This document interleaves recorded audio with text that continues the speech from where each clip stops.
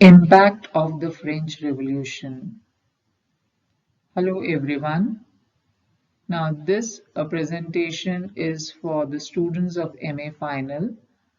We are discussing the third part of Unit B of Paper 1. So here we will be discussing the influence of the French Revolution on English literature. French Revolution took place in 1789 in France, and it was based on three ideals: equality, liberty, and fraternity. These three principles put the foundation of democratic ideals, and later on, these ideals flourished in England because of its influence on the Romantic poets. In literature, the French Revolution was instrumental in the creation of a new interest in nature and in the elemental simplicities of life. The French Revolution accelerated the approach of the Romantic era and, uh, and the close of the Augustan school of poetry, which was already on the verge of end in the age of Wordsworth. The French Revolution exerted a democratizing influence both on politics and poetry. The seeds of the revolution, however, had been sown long before they sprouted in 1789, and according to Compton and Rickett, there are three phases of French Revolution. So, the three phases of French Revolution are the doctrinal or ideological phase, the political phase, and the military phase. So, we will be discussing these three phases in detail one by one. So the first phase is the doctrinal or the ideological phase, and it is also known as the age of Rousseau. This phase was dominated by the thinker Rousseau, and Rousseau, according to him, man was born free, but he is everywhere in chains. He said, quote, "The emotions of men are always good, but are corrupted by the society." Unquote. Rousseau's teachings and philosophic doctrines brought about an intellectual and literary revolution all over England. He was fundamentally considered as a naturalist who gave the slogan "Return to Nature." Rousseau expressed his faith in the elemental simplicities of life and his distrust of the sophistication of civilization, which, according to him, had been curbing the natural man. He revived the cult of the noble savage, and social institutions were all condemned by him. He raised his powerful voice against social and political tyranny and exhorted the downtrodden people to rise for emancipation from virtual slavery and hereditary poverty, which was imposed upon them by an unnatural political system, which benefited only a few. Rousseau's primitivism, sentimentalism, and individualism had their influence on English thought and literature. In France, they prepared the ground for the revolution. and his sentimental belief in the influence, his sentimental belief in the goodness of natural man and the excellence of simplicity and even ignorance found an echo in Blake's work and later in Wordsworth's and Coleridge's.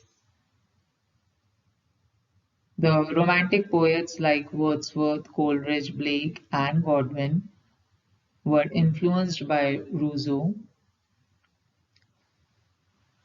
The love of nature and the simplicities of village life and unsophisticated folk found ample expression in the poetic works of these Romantic poets. Wordsworth's love of nature was partly due to Rousseau's influence, and Rousseau's intellectual influence touched first Godwin and then through him Shelley. Godwin expressed these doctrines in prose, whereas Shelley sang them in verses, adding colors and music.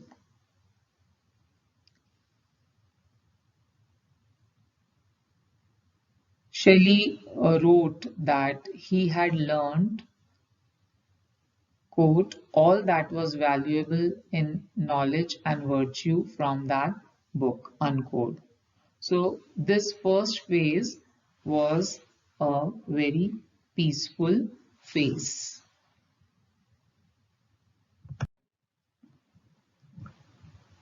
The second phase, that is the political phase, was also known as the Age of Robespierre and Danton. This phase started with the fall of the prison of Bastille, demolished by the revolutionaries. The prison was a fort which became the symbol of tyranny and despotism. After the demolition, the democratic ideals, equality, liberty, and fraternity emerged, and this removed the class distinction, and emphasis was given to the right of man. Wordsworth became crazy for joy, and so did Sade and Coleridge. All of them expressed themselves in pulsating words. Wordsworth wrote, quote, bliss was it in that dawn to be alive, but to be young was very heaven, unquote. Coleridge said, quote, liberty, the soul of life, shall reign, shall throb in every pulse, shall flow through every vein, unquote. So both Wordsworth and Coleridge recorded their joy and welcomed it as a morning of new era.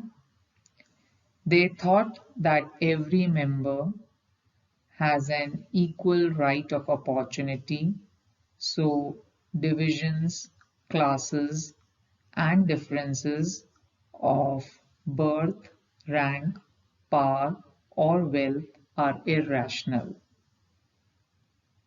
They believe that every member has a right of freedom and happiness, so oppression and exploitation should be removed. They realized the necessity of unity, so they looked at mankind as a whole in brotherhood. But this enthusiasm and excitement were not destined to continue for long. Soon, with the reign of terror and the emergence of Napoleon as an undisputed tyrant, dashed the enthusiasm of the Romantic poet to pieces.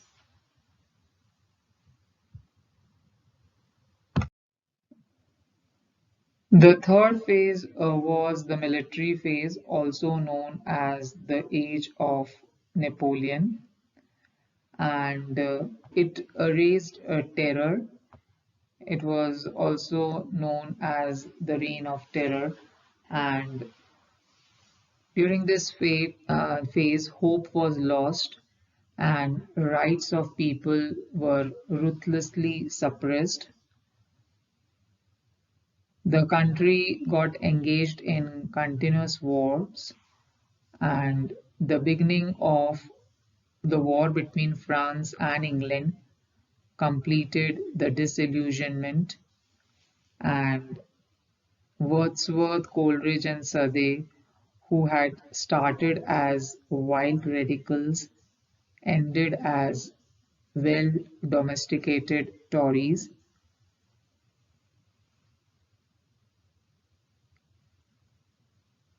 This phase mostly influenced Byron, and he wrote poems on Napoleon. But the later Romantics dubbed the Romantics like Wordsworth and Coleridge as renegades who had let down the cause of revolution. Wordsworth, in particular, had to suffer much criticism, and Browning wrote a pejorative poem on him, describing him as the lost leader.